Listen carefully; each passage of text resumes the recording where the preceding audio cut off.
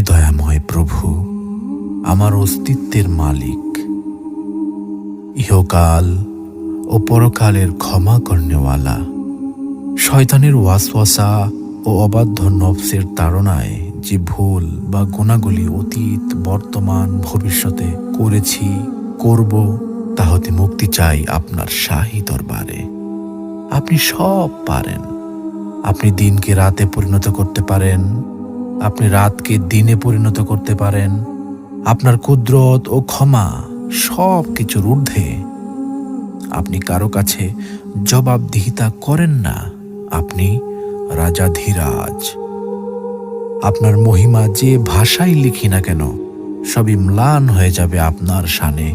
পাপের ভুবনে পাপে পূর্ণ আমি, শত সহস্রবার ভূপৃষ্ঠে কপাল ঠেকিয়ে আপনার নূরের চরণতলে ক্ষমা চাই। হে প্রভু দয়াময়, ক্ষমা করুন নিজ গুণে।